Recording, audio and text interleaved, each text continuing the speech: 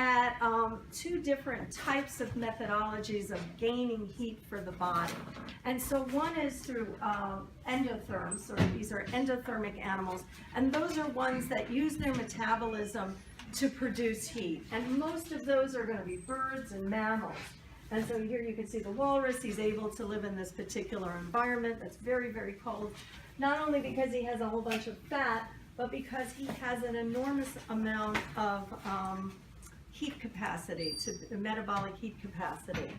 And then you could look at other organisms that don't create a lot of heat, but yet they regulate their heat. And the way they regulate it is through maybe sunning or going under areas that are cooler. And those are going to be ectotherms. And you typically see these in most types of invertebrates, as well as some fish, amphibians, and reptiles.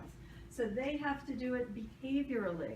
And here's just taking a look at how it can, how this little iguana can kind of heat up. He's going to, when he's cold, he's going to go sit out on the rocks. And if you've ever been to places that have lots of iguanas, or you'll see them, sort of getting warm. It's at early parts of the day, and they'll sit out on the rocks and get radiation and and convection from the rock.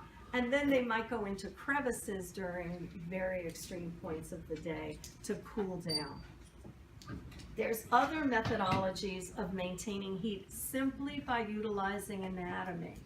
And here you can see, so this is looking at a bird, and here's this nice little Canadian goose, and his legs are really, really exposed, and it's cold. And wherever there's going to be exposure, it's going to lose heat to the environment. So it's going to go from the blood to the environment. So it's a very neat physiological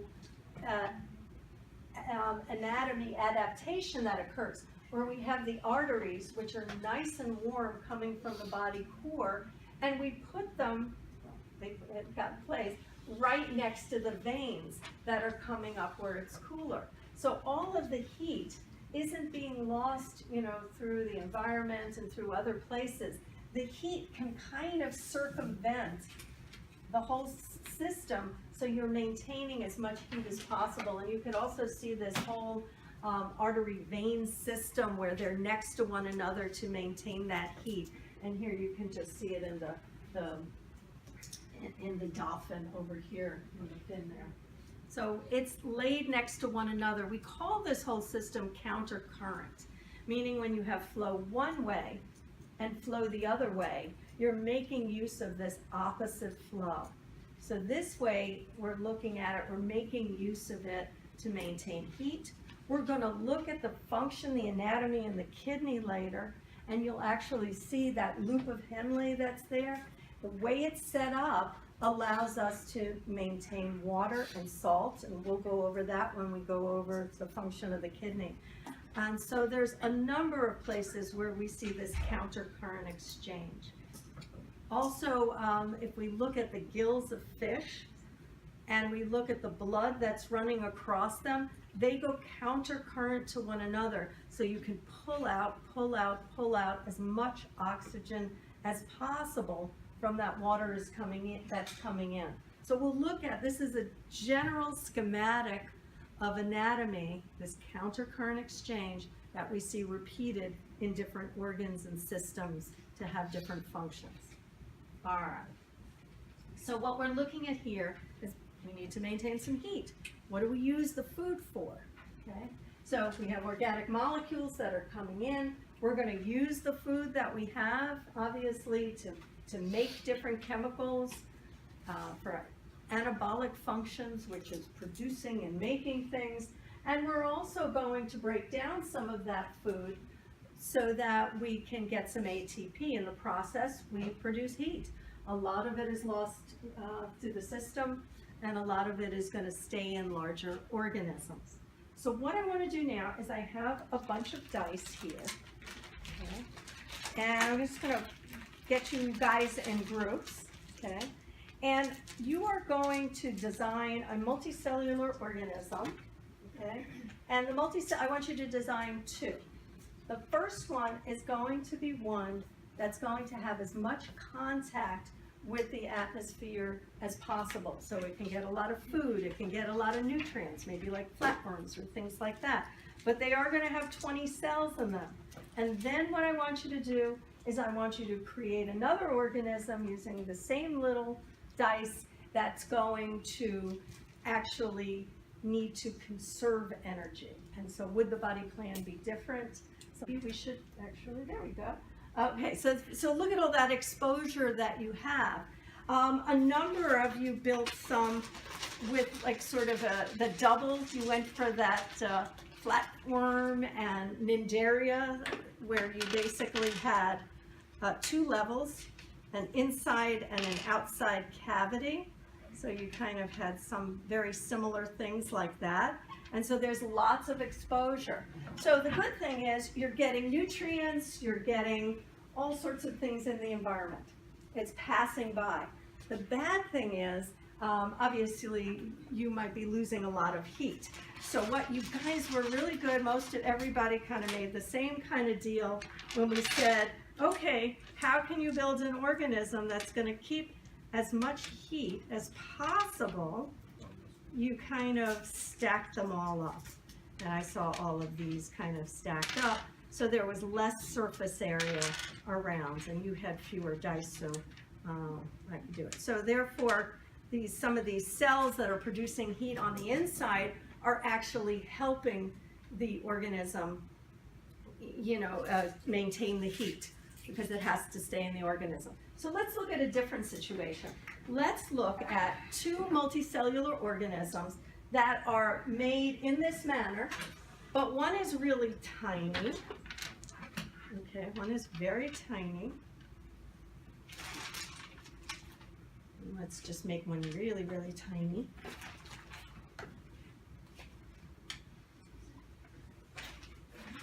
And one is really, really big.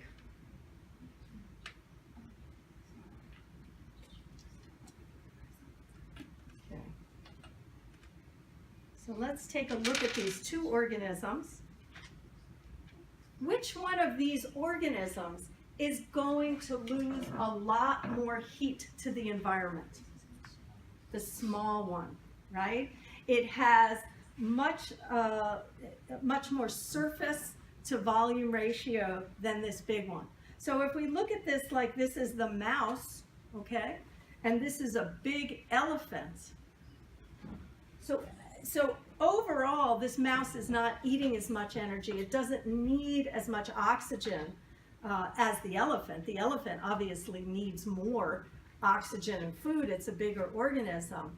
However, if I then took 1 little gram of the mouse, right, and I took 1 little gram of the elephant, and I compared their metabolic rates, what do you think would happen? What do you think would be the difference between the metabolic rate of a gram of each of these? Remember, this one's losing a lot more to the environment. This one's not. Which one's going to have to eat more? Okay, the mouse. This. So anybody ever look at the way a mouse breathes? A little tiny animal? They're running around, they're always trying to find food. Their metabolic rates are really, really high. How about an elephant? Is it running around going? No, it's lumbering around. So per gram, that elephant has a much lower metabolic rate than the mouse. So let's take a look. Let's go back. Let me go back to your, so let's look at this now. So here is looking at the metabolic rate. So if we look at the overall animals, the little animals of course have a lower metabolic rate. So what is a basal metabolic rate? That means sort of a resting metabolic rate. The reason why we try and keep it basal and resting is because when we're exercising or when we're shivering or something like that, it's going to be different. Ah, thank you. Okay. All right, great. Thank you so much. All right. So it's going to take in, if we look at the overall size, the little mouse is going to eat less, and it's going to also need less food. So basal metabolic rate is resting metabolic rate. So here's the overall metabolic equation that you studied intensely last semester, right? There's respiration.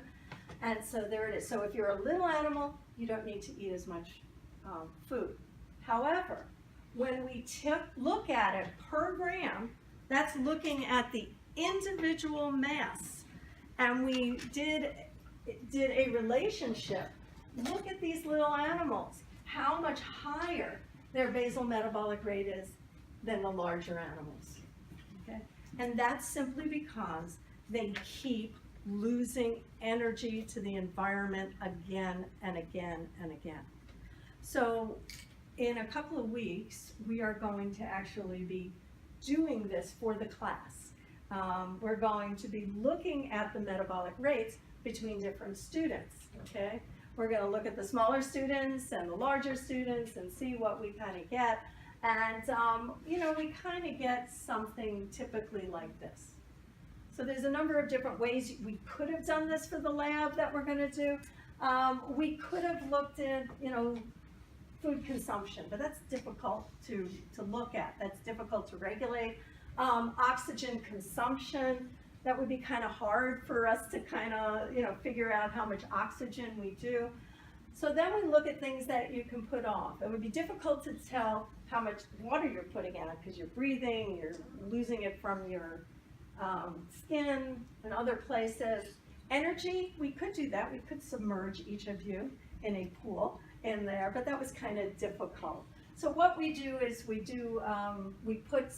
blow into a tube and we blow out your carbon dioxide, and carbon dioxide, when it goes into the water, it turns it more acidic, turns into carbonic acid, and so we look at that acid change. So we're actually going to be doing this in lab. Did any of you guys have any questions on this? Does this make sense? Okay, good. All right.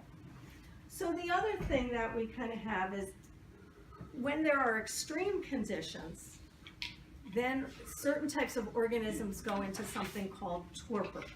And a torpor is when you basically reduce your metabolic rate. You might be, it's kind of sleepy. Some of you, if it's a cold torpor, that's hibernating.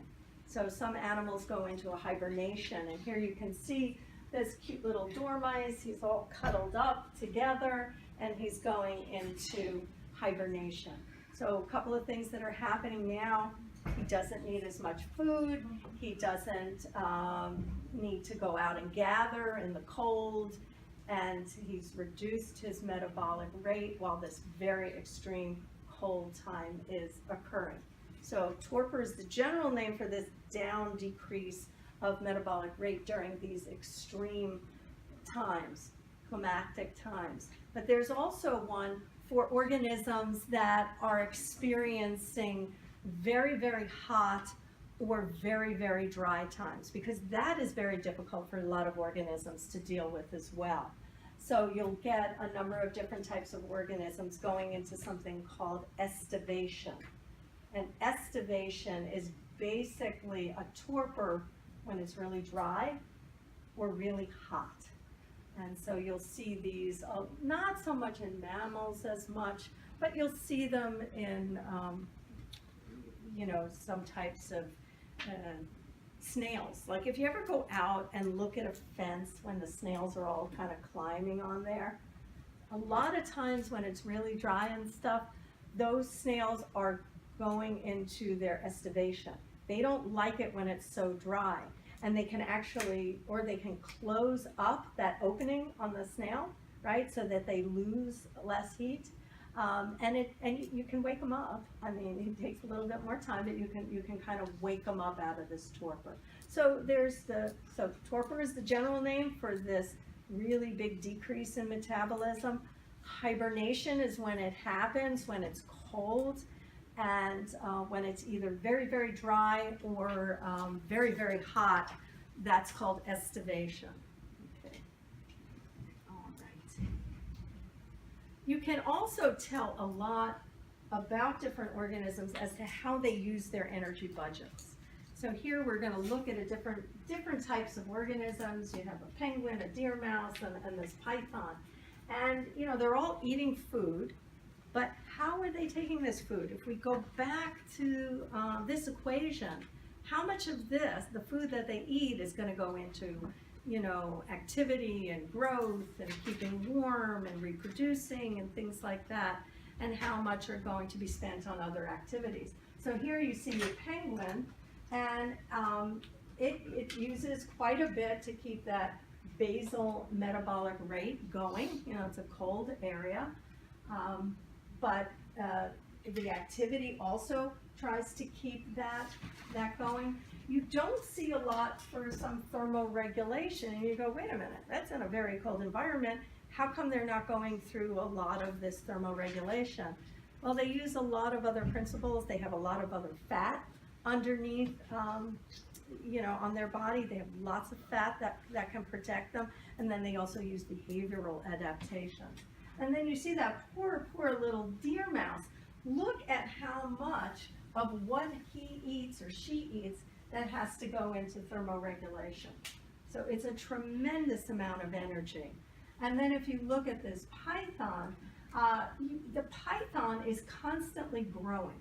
It's not like other types of organisms that have a growth period and then they kind of stop and then they don't need a lot of energy or have to put a lot in for growth. So they have a lot there. But whereas the python, throughout its life, the older a snake is, the bigger it is, the bigger it is. And so they constantly have to give some energy towards their growth, so a lot of the food that they eat. And so, you know, just to kind of sum up what we talked about today, we looked at that there is this very, very strong relationship between the structure of an organism and the function of an organism, and all these evolutionary advantages that enable these organisms to live, to adapt, and to survive to that environment. So that kind of gives you a big overview of what we were doing. Oops, I wanted to show you these pretty cute little macaws, and this was in your book. So what's happening with them? Anybody remember? What are they doing? So they're hanging out in the hot tub, basically. They're cold, right? This is in a very cold area of Japan. They're hanging out in the hot tub. They're trying to get warm. So these are some also behavioral adaptations that we all have to get warm as well.